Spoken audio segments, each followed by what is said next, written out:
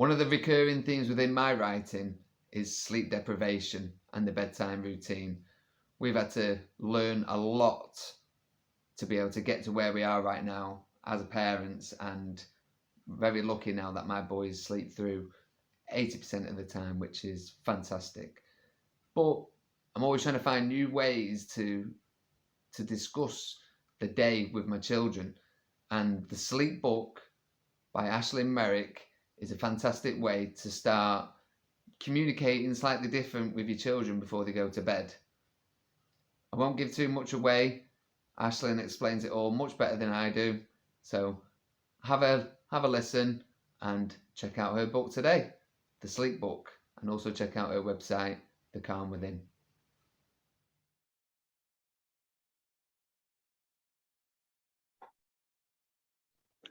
Right, hello. I'm Adam from Why Do They Always Shout? And today I'm speaking to Aislinn Marek, who is the author from this fantastic book called The Sleep Book, Helping Busy Brains Settle for Sleep.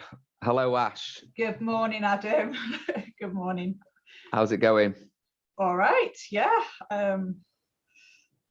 Bit rainy and miserable here in Manchester, but yes, autumn has arrived. Exactly. Yeah.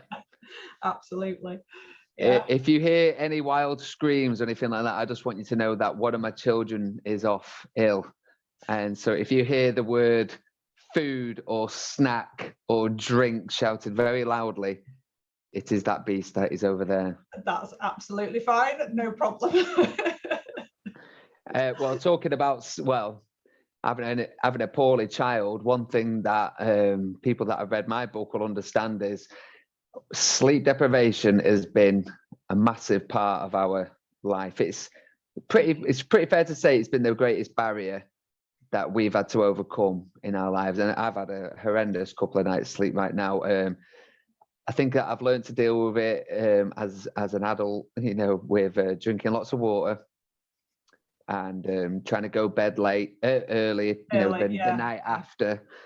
I can't always get to sleep though, and that's something which I've taken a little bit of inspiration from this book. It's sort of like there's some tools within this book which I knew from myself personally, but when you're in the throes of sleep deprivation, you forget about those tools, don't you? Oh, absolutely. Yeah, you can have all the knowledge, and and then when you're in that moment, all of that just completely goes out the window. So I'm glad it's kind of prompted a few reminders for you as well. Why do you think that is, by the way? Why is it as adults do we tend to slip out of those healthy routines? Maybe I don't even think that it's as adults. I think whenever we're thinking about the different parts of the brain, you've got your kind of logical, rational thinking part of your brain that knows all of that stuff. And then you've got your kind of fight or flight response. And when you're in that fight or flight, that other part of your brain is just not online, it's not working. So that's why, when, as you say, these things, when you sit down, when you've had enough sleep, you're hydrated, you're feeling, nice and calm and in control, you can access all of that sort of stuff. And having a regular routine, thinking about what you're eating and drinking before bed, thinking about, the environment, all of that stuff. It's all stuff that but when you're in that point of, when I say kind of fight or flight, that's when you're like, feeling really vulnerable and you, as you say, you're sleep deprived and your body's just kind of just trying to keep going. That thinking part just switches off, and it's the same kind of adults and children. When you talk with children about I don't know, they're getting kind of, as kids do, arguing with siblings, for example, and or kind of kids at school, and you're saying, when you're getting frustrated, just walk away, go and tell an adult, and they're like, yeah, I know that. But in that moment, when they're feeling quite vulnerable, they're feeling quite stressed, the adrenaline's going, that all goes out the window, and they forget. It's the example I often use is like the fire drill. We all know, don't we, when the fire alarm goes off, we all stand up, we're very calm, we leave our belongings, we walk calmly to the evacuation point, And that's what we do because we're logical, sensible people. We know that. When that alarm goes off and you're like, oh, panic, you go into that adrenaline state and all that sensible information goes out the window and people start panicking and grabbing all their stuff and, forgetting where they're supposed to be. So yeah, it's, it's kind of, it's normal really that happens. It's just trying to get back into that. How do we calm that fight or flight state, and then how do we get back into that thinking part of the brain? And for me, if it almost feels like there's a part of my personality that's missing once I've been through so many days of sleep deprivation. Like for me now, when we first started, let's call it suffering with sleep deprivation, we really didn't have any. We didn't have any techniques. We were just enduring and taking. But now we're at the best it's ever been. So when it kind of happens now through more normal reasons, rather than it be like ear infections, if it's just like, so he's got a snotty nose, funny dreams because there's a full moon and they always go a bit crazy near the full moons and stuff. We kind of know what to do. So even though I do feel a little bit like separated from my full abilities, shall we say, I know what I need to do to soften that a little bit more. And I feel like I have to make sure I'm being extra kind. I've got to make sure that I'm being extra patient and things like that. Yeah, absolutely. It's, as you say, it's there. It's just reaching a little bit further to get hold of it. And as you say, I mean, sleep deprivation, is, it's used as a form of torture for a reason. It just, yes, our sleep is so important. Maybe we should hire my children out then to I don't know, Russia or whoever the bad guys are nowadays, and they could extract some information. But right, so listen, before we go too far off track, this book has been really popular in our house very suddenly. We only made contact with each other, not it was quite recent. Yeah. And I saw this book and I was like, I need this book. I'm going to get this book straight away. And because I hadn't really ever seen anything that was as accessible as this, personally. But I'm a big fan of the chimp paradox and stuff. And there is one that's been done for children. It's very heavy going. It's a commitment to get it. Yeah. If you could just tell us then a little bit about the sleep book, Helping Busy Brains Settle for Sleep, and how and who is it for? What is the book and who is it for? Okay, so essentially the book came about because in my day job, I guess, I'm a counsellor. I work with both children and adults, and one of the things that kind of crops up, one of the big issues all the time, is about sleep. Sleep massively impacts on our ability to regulate our emotions and our, as we've just been talking about, but also obviously when you're going through a difficult period, that in turn impacts on your sleep. So the sleep's a big part of what I talk about with clients. And the reason that the book itself came about was because I was finding I was given a lot of the same resources, a lot of the same information, having the same conversations with parents and children, and it just suddenly, it was like, well, actually, why not put this in, as you say, a really accessible, comprehensive little package that I can kind of say to parents, it's here, go away and have a look at it. But also it's about kind of normalizing it all. So the book is for children and parents or carers. And it's kind of a two-parter, if you like. So the beginning of the book is very much a story for children, and I'd say kind of primary school age, roughly. I know parents with younger children who kind of sat and read through it, and it's it's a nice story to read together. Older children as well have kind of maybe skipped the story bit and they're using the information back themselves. So I'll just say though, so for us, Arlo is 6, and so he's able to discuss the themes within it completely, as it were Ovi is nearly 4, and he's not really that interested. He can take part as much as he's able to take part, you know, and that also depends on the day. It's not necessarily the topic. Absolutely. But Arlo being 6, you know, he's really invested in what's going on, and he can talk about it further, which is good for us, and that's the whole idea. And that's wonderful. Absolutely. So you've got the beginning bit, which is kind of the story, and it's about a little girl who she's not extraordinary, she's not a superhero, she's not, you know, she's just your average little girl, if there is such a thing, but she is struggling to go to sleep because she's got all these thoughts buzzing about her head. And again, it's nothing out of the ordinary. It's about stuff that's been going on at school. It's about, you know, where's her big brother off to? It's you know, what she's seen on the telly. It's just normal everyday stuff that kids think about, but her brain's that busy that she's struggling to switch off. And then it kind of goes into the things that she uses to help herself settle down to sleep. So it's I hope a nice story to kind of either children to read themselves, or for parents and children to sit down and read together.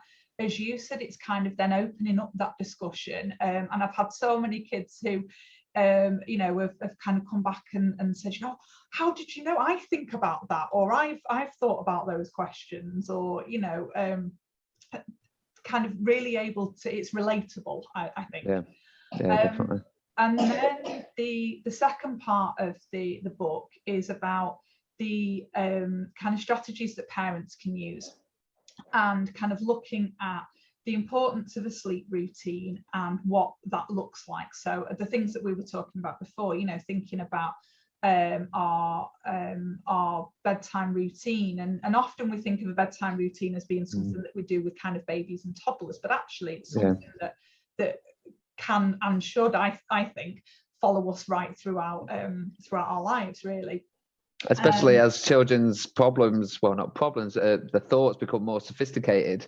And absolutely. So for me, with 2 neurodiverse boys whose brains are ticking in a way which, you know, I can understand them because they're my boys, but on a whole, you know, the way that their mind works and the things that they think about, I maybe can't put myself into that exact same situation. I know it's difficult to do that in general, but as they get older, we need to maintain and keep developing a healthy bedtime routine. Definitely. Absolutely. And I think if you know, kind of with anything, sort of the earlier on that it's kind of implemented, and obviously it's going to be tweaked, and there's hopefully then going to come a point at which they're able to take that on for themselves. But yeah, so it's kind of talking about the routine, it's talking about you know, things like the environment that we put our children to sleep in. It's talking about kind of activities that they're doing, you know, and a lot of it is around letting go of some of the worries, and kind of, you know, getting in a different mindset for sleep, and it offers lots and lots of different strategies as well. So it's kind of got the theory about why are we doing this, but also, okay, here's lots of different examples that you can use. So for me, the book is for, you know, it's for children and it's for parents or carers, and it's about kind of using that, using the book together, really, opening up that conversation. And I think for me, it's for every parent and child. It's, I mean, as you've just said, kind of, you know, your boys, you know, they're neurodiverse, they think in maybe a you know, slightly different way. You know, children who have got physical disabilities, obviously, you know, some of the strategies are not going to be as accessible. And I would always kind of highlight that disclaimer that this is not a magic wand. It's not read this book once and your child will sleep. You know, it doesn't work like that. Every child is unique, and obviously, if you are, you know, if your child's really struggling with sleep, it's important to kind of have a chat with a professional. So look at, are there you know, any underlying reasons for that? If children have got vitamin deficiencies, that can impact on their sleep. Obviously, if there are neurodevelopmental concerns there, that can impact on sleep. So it's really important to look at each child as an individual and look at what's going on for them. And Equally, if they've, kind of from a mental health well-being point of view, if they've experienced a lot of trauma, for example, you're going to want to do things differently. It's not a one size fits all. But hopefully what it does is to kind of normalize for parents and children that kids don't just get into bed, switch light off, go to sleep. That doesn't happen. I would, it's one of my favorite movie clips actually from it's Monsters Inc. And Sully is putting the little girl Boo into bed, and he's like, go to sleep, go to sleep. And it's like, it doesn't work like that, does it? No. So it's, it is kind of normalizing. Kids think about stuff. We're on the go all the time, from the minute they go up in the morning to the minute they go into bed. They're active, they're doing they've got so much information going in that it's normal that they're going to have a little bit of time to process that. And obviously, as you've said, you've kind of experienced a severe sleep deprivation. That's been your experience, but generally kids don't just switch off and go to sleep. And so it's thinking about, okay, how do we normalize that? That's not something to panic about. That's about, okay, how do we support them with that? And equally for children to kind of, as I say, be able to recognize themselves in the story, be able to relate to it and go, oh, that's what's going on. It's really tricky. I've got all these thoughts buzzing back. I can't switch my head off. Okay, but this is what I can do about it. So it's empowering children as well. It's empowering parents. I do get a number of parents who will message me or come and see me and say, really concerned because, their sleep patterns all over the place. And, we wanted to come and see a specialist. And it's like, well, actually, you don't necessarily need to, all the information is there. It's about empowering in an accessible way. So as you said, it's you get a lot of textbooks out there, you got a lot of parenting manuals, how-to guides, and you pick it up and you're like, oh, where do we even start this? I think sometimes you do want a quick fix. You see, when you're in the throes of sleep deprivation and maybe your kids are bouncing off the walls, whatever's going on, and you finally get the strength within you and your partner, or maybe on your own, whatever it is, and you say, right, it's time for change. I'm going to implement change. And then when it doesn't happen within a couple of days, it can make you, you can get depressed with it, and your energy goes, because it's like you get this wave of energy and you're like, I'm ready for change. I'm going to implement change. And you do it in the softest, loveliest way. It goes against, sort of like someone like me who is being brought up to be quite aggressive and quite, forthright in the way they want to do things. With my boys, I've had to shift all that. Got to make sure it's the gentle approach and all that. And I'm glad for that, to be honest. Yeah. But when we've been in that place of, of mental illness, that's basically the only way to describe where you're at. It is that desperation. It can't change overnight. It needs to be seen as, right, here's the first piece of a puzzle, and we're going to try and implement it. I was going to say to you, how should parents use it, but I'll just mention, for me, this isn't actually the book that we read when we're at bed, ready for actual bedtime. We do this a little bit before, while there's still, Arlo especially, while he's still stimulated from the day's events or whatever else, so I can maybe draw a bit more out of him. So then when we go upstairs, we can read. I'm doing oral storytelling at the moment. So then we're actually putting this bit to bed, and then when he's upstairs, hopefully, and this is the way it's been working, he's free of those thoughts. Absolutely, and that's perfect, Adam. I mean, in terms of kind of how parents should use it, I guess, read it yourself first of all. Get familiar with it.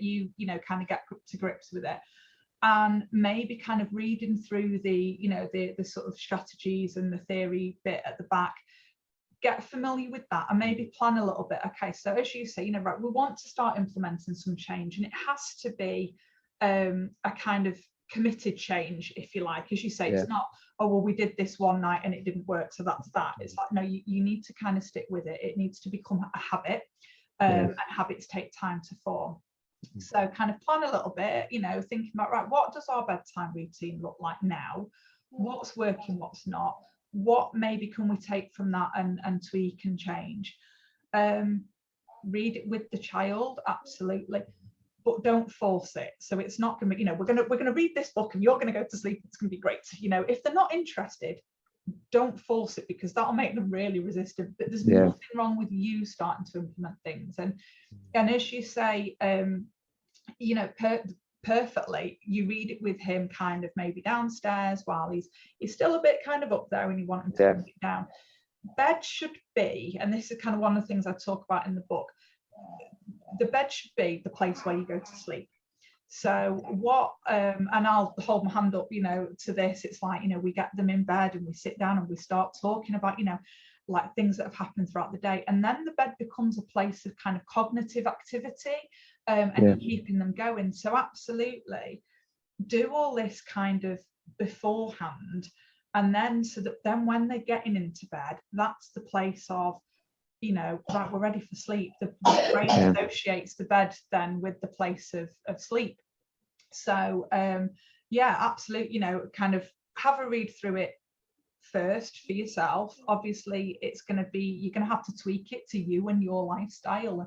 You're going to have some families where the child's in their own bedroom. You're going to have some families where children are sharing rooms, which brings its own difficulties. It's things like there's ideals in there as well. So in an ideal world, we'd have the environment would be perfect conditions for going to sleep. That's not always possible, and it's about doing the best, being good enough parenting. I am a massive advocate of. It's doing the very best that you can. So yeah. I heard this phrase the other day, you're only human all the time, or something like that. Only human Absolutely. all the time, or something like that. And it's like, you can only do the best that you can do, and be flexible, I think, as well. Definitely. And as well, this can be quite hard to take sometimes, when something works and you're like, it's done, we've cracked it, and then the next week doesn't work. And absolutely. We've been through all that. We've been through all those cycles of frustration and things like that.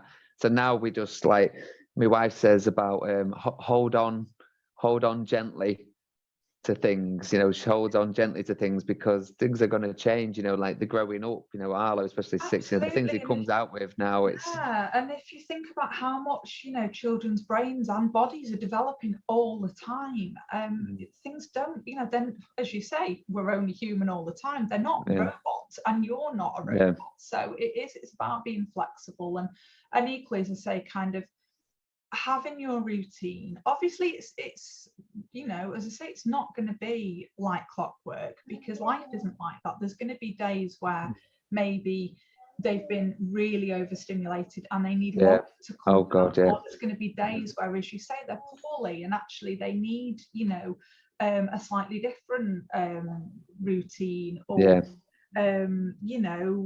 they've had an after school club, or they've had a party, or there's been something gone on that actually the routine's slightly out of sync. So it's going to take a little bit longer to to get them settled. But it is about kind of having that, I guess, as your wife's again spot on, hold on gently. It's about kind of this is where we want to be, this is what we're aiming for.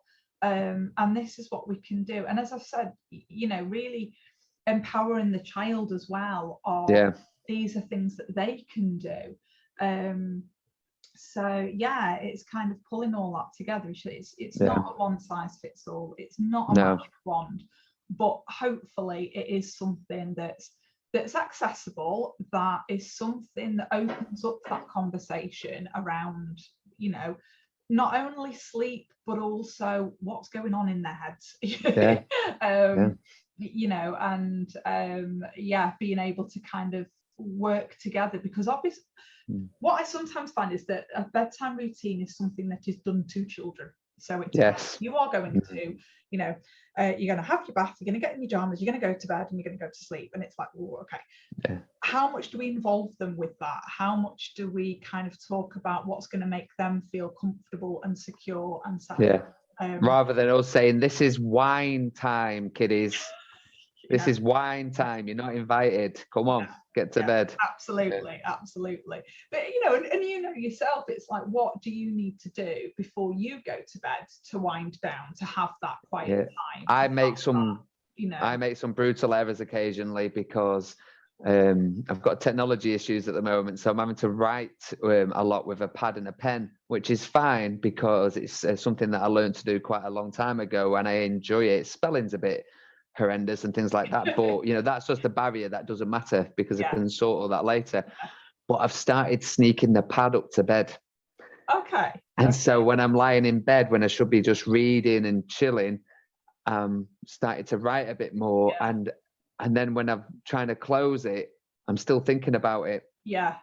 And so I've invited a creative space into my bed. Absolutely. And so you just hit, when you were saying that a minute ago, I was like, oh yeah, I've just done that a couple of nights on the row. Absolutely. I mean, I'm all for, having a pad and a pen by the bed, kind of get some of those thoughts out there. But when, as you say, when you're actively, it's becoming a creative space and a cognitive space. So yeah.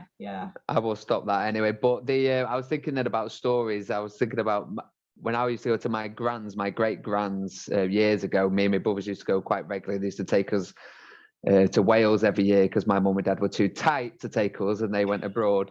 But I actually understand it now because I couldn't bear to be running around a resort with my two boys. I prefer to keep things more simple, to be honest, like my grand used to do. But she read to us every night without. I don't remember there ever being a time when she didn't read to us in bed, and she read a lot of the classics. You read Riding Hoods and things like that, and I remember the ones that she read being a bit more brutal, especially the Three Little Pigs. And I read the ones to the kids now and I think, I remember that being slightly different. But what is your early memories of being read to or reading, or the enjoyment of reading for you as a child? Do you have anything that comes to mind? Absolutely. I mean, quite similar to you, Adam, in that I spent a lot of my kind of childhood holidays with my grandparents, and very similar actually. I have lovely memories of my granddad reading, and we used to do a lot of the Roald Dahl stories, and his BFG was just fantastic, but also a lot of the oral storytelling, which I know you're all about at the moment, and he would just make up really silly stories. I mean, my mum was a teacher, and she, so kind of for us, books and reading have always been a big part of our life. And she used to read a lot to us as well. My brother is about 20 months younger than me, so I do remember there coming a point where it was like, you kind of read to yourself because I'm sorting him out, which I always tease her about now because it's like, you abandoned me. It's like I didn't. But yeah, that kind of love of reading, for me, absolutely kind of the Roald Dahl stories. And I'm just trying to think back now. But I think it's that time. It's not so much the stories, but it's the connection that you had with your granddad, those memories of that quiet, and the stories. So some of the stories I do with the boys, some of them are awful. Oh, absolutely. Complete misstep. I just, don't get it right. But then do this with my kids. I'll read to them in bed. We're reading Harry Potter with one at the moment, and I've actually realised that I'm kind of carrying on reading, and he's gone to sleep, and I'm like really engrossed in it and carrying on reading. I was like, all right. But then, with my daughter, I've always made up stories, silly poems, just absolutely ridiculous stuff. But storytelling is absolutely massive, you know, and therapeutic storytelling is a wonderful tool to be able to use. Yeah. Yeah, absolutely. Introducing themes that are relatable to their current situation. That's why I started doing it. Was trying to, and I would just started doing it before I read this book, and this the sleep book has just added, you know, it's added to my repertoire, whatever, of like new stories that's coming out, because now I'm like able to go a little bit deeper into things without making it really obvious. You know, I can still put Batman and Peppa Pig into a story and it still be relevant to do with something that might have happened at school.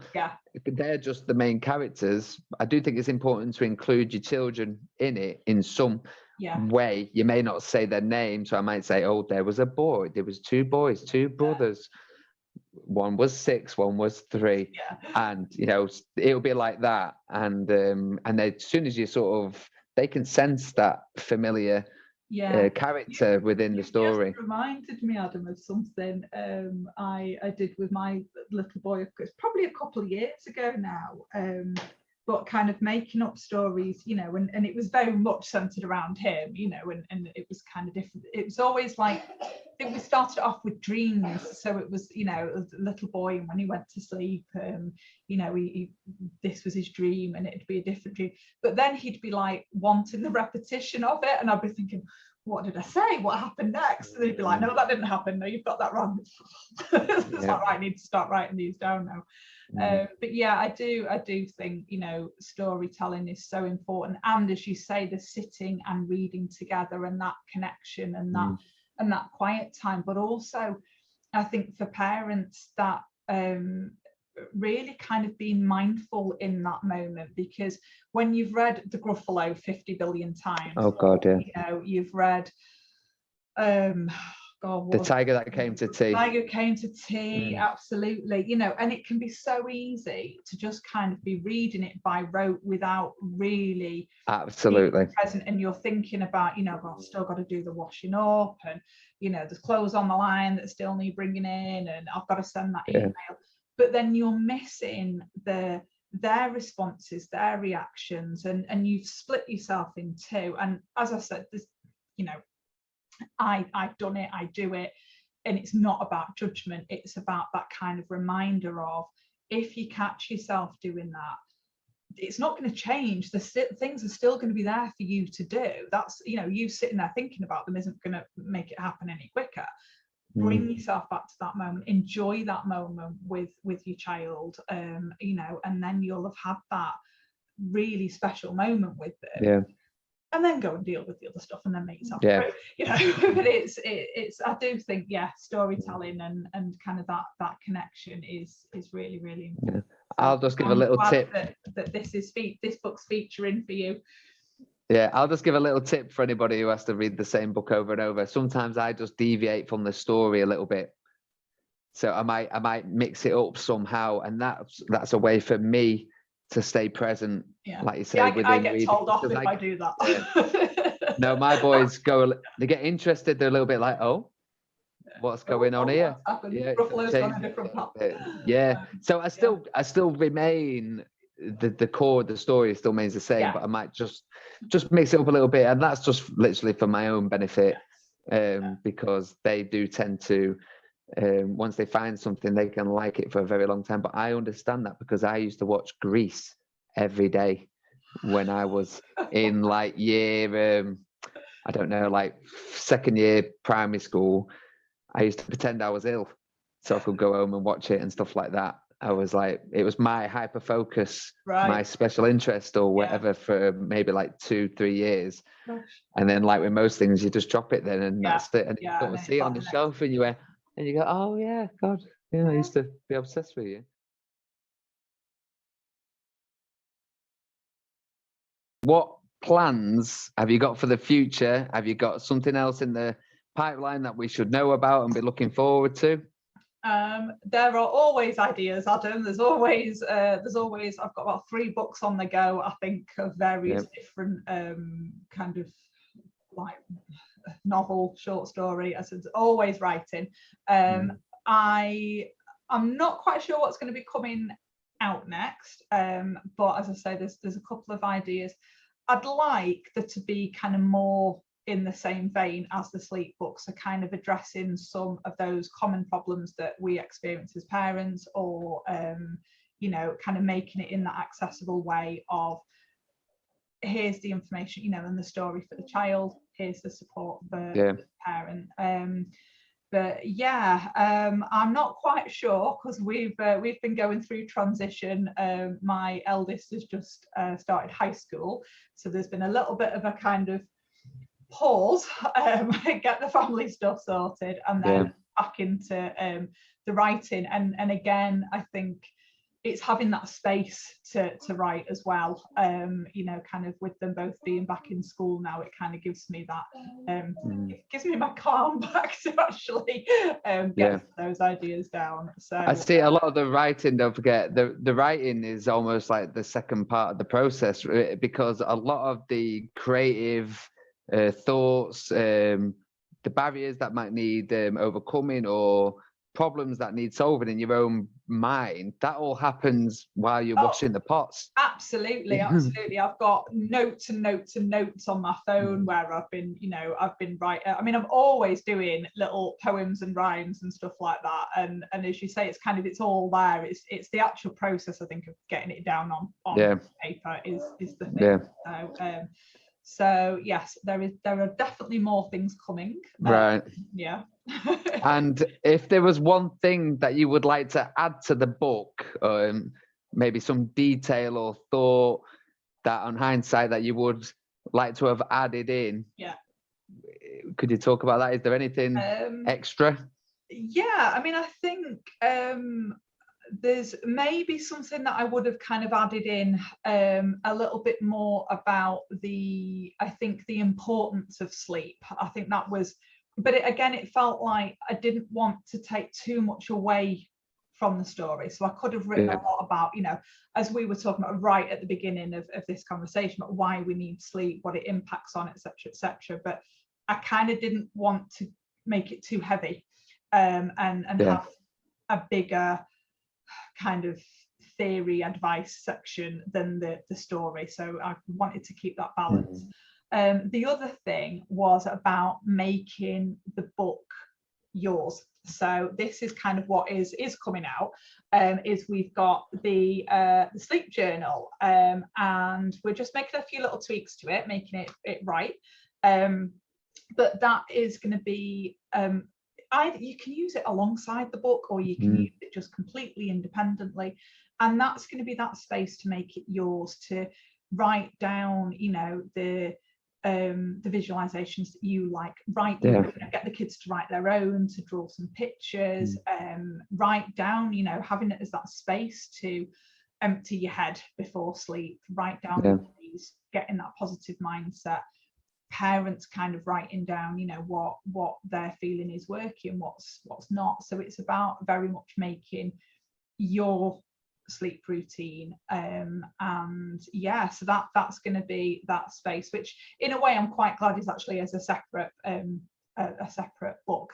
But yeah, that's the plan. So just to clarify, is that something then that people will purchase separately from the sleep book, and it's to accompany it? The plan is that it can either be as a little package then, because I think that would be, for me, that would be a really, actually quite a nice gift to give.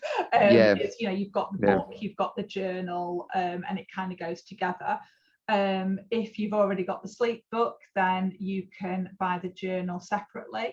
But as I said, it's not, ideally, it would be great to use them together, but just on its own, I think the sleep journal is going to be a really useful resource to have. And if anyone wants to contact you and purchase the book at the moment, where is the most obvious places to do that? So it is available on Amazon, and it's also available from me on my website, which is thecalmwithin.co.uk. Nice and simple. Like it. Well, listen, it's been fantastic talking to you. And thank you, Adam. I could talk about it all day, but that's me. Well, you can only fit so much in, but like with this type of book, really, for people who have got that interest, to get it and experience it and use it, that's the best way to go forward right now. You know, you can only say so much because it's all about the practical element of doing it and trying it out in your own home, isn't it, really? Absolutely. So But right, yeah, well, listen, thank you for giving me the opportunity to talk about it. no worries, and I'll look forward to seeing the amazing book that you're going to do about getting teenagers to sleep, I'm sure. Yeah. That might be a while coming, but yeah, maybe you could put that under fiction instead. Maybe, yeah. Maybe. Fantasy, yeah. All right. Cheers, Nice one, Ash. Good luck with it all. Cheers. Thanks. Bye. See you. Bye.